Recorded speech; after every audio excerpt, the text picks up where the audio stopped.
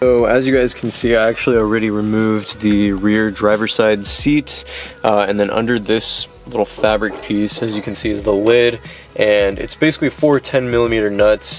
Once you open those up, you'll have access to the fuel pressure regulator assembly piece, and then we also are going to need to get the other side of the seat off because we're going to need to access the low pressure fuel pump because some of the lines that connect from each are going to connect to each other. Just a quick precaution as well, you're going to be dealing with a lot of vapors and potentially kind of toxic fumes, so it's important to make sure you're in a well ventilated area. As you can see, I have my car kind of parked like halfway in my garage, so there's a lot of airflow coming through.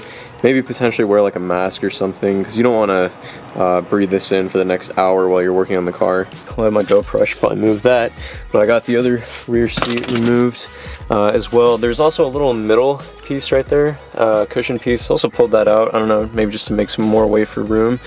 Now what I'm gonna do is find something to hold this while it folds over, just so that I don't have to hold it over myself. But we're gonna go ahead and remove both the lids to the low pressure fuel pump as well as the regulator itself, so that'll be next. 4 10mm nuts, so I have a ratchet with the extension, should get it off no problem.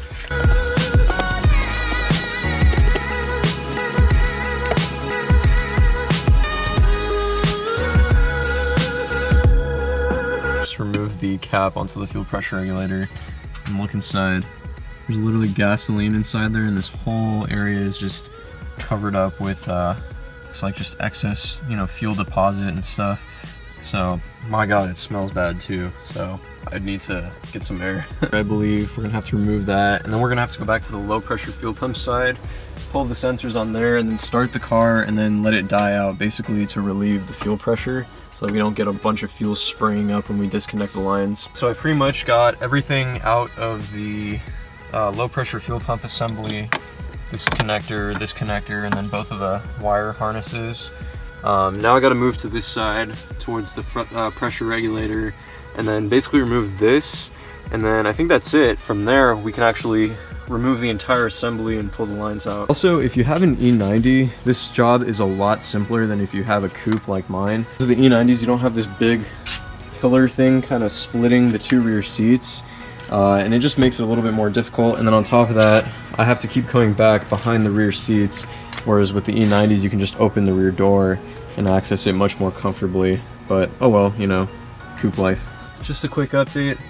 Apologize if the lighting isn't the best, but as you guys can see, removed all the lines on this side, all the lines and connectors on that side, and basically once you do that, you need to remove this lock ring, I believe is what it is, that kind of goes around the assembly. They recommend to normally use like a mallet and like a brass piece. I think maybe something like this or something, I don't even know, to be honest.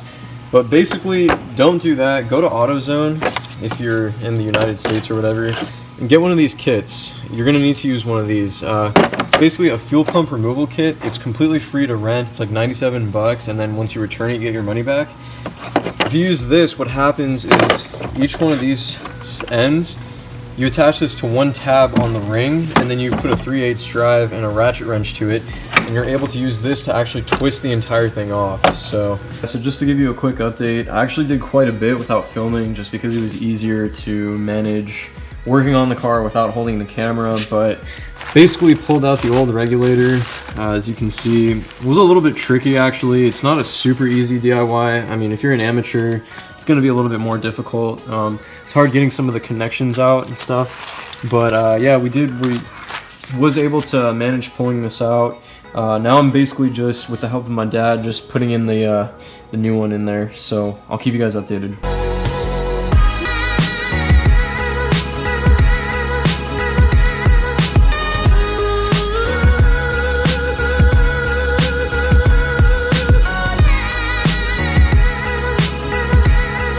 Sorry the flash is on, it's kind of bright, but started up the car. It's running good. It took about 2 to 3 starts for it to start normalizing. It was acting up a little bit, so I had to shut it off and then wait a little bit and then restart it. And now I think that the fuel is circulating and stuff. Everything seems to be okay. The idle is nice and smooth. No weird issues or anything. As you guys can see, bolted everything back up. Just got to put the the carpeting pieces back on, then put the seats, and we'll be good to go. So hopefully my car doesn't stink anymore like gasoline, and everything is good from here on out. Knock on wood. Alright, so it's actually the next day, and fortunately I was successfully able to complete the reinstallation of the fuel pressure regulator. Definitely want to give a huge shout out to Vehicular DIY for the really in-depth tutorial on how to do that. That video really helped me out a bunch, and I will be linking it in the description box down below, so thank you for that. As well as big shout out to my dad as well for helping me, giving me a second set of hands with replacing it. He came in pretty clutch at the end of that. So now that the installation is done and whatnot, I'm going to go ahead and give you guys a quick rundown on some basic overview things to look out for when doing this DIY, as well as some tips, things to be mindful of and whatnot when you're actually doing this job. There's actually quite a bit of things that would have been really helpful to know prior to me installing this. Here's the original fuel pressure regulator from my car. I believe this is the OEM one that came from the factory. To be honest, it's a really poor design. The whole thing is like made of plastic. Everything is very cheap. When you are replacing this, you are sending these return lines to connect them to the low pressure fuel pump itself. So what happens is this is on the driver's side rear of the car, and the low pressure fuel pump is on the passenger side rear. So you actually have to disconnect these hoses or these return lines from the low pressure fuel pump, and then basically take them out from the driver's side rear. Now when you're reinstalling the new regulator, you're going to have to fish these lines back to the low pressure fuel pump. So what helps to do is, because they're all, they can kind of split apart, we used a zip tie to basically tie them out and then pull them through on one side, and then cut the zip tie and then connected them all individually. That helped a lot because each hose would keep getting tangled in some little compartment of the fuel tank, so that was getting kind of annoying. Anyway, if you guys enjoyed this video, if you found it helpful or informative, please be sure to give me a like on it, as well as subscribe to my YouTube channel, Simply Car Things. If you guys have any questions regarding this specific DIY or symptoms or anything, please be sure to leave them in the comments. I'd be more than happy to get back to you guys, as well as shoot me a DM on Instagram, and I'll try to reply as soon as I can. With all that being said, hope you guys have a great day. Catch you all in the next one.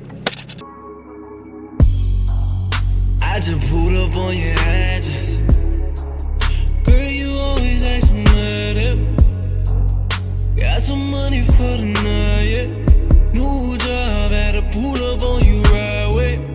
Tell your friends, let's throw a party, girl, don't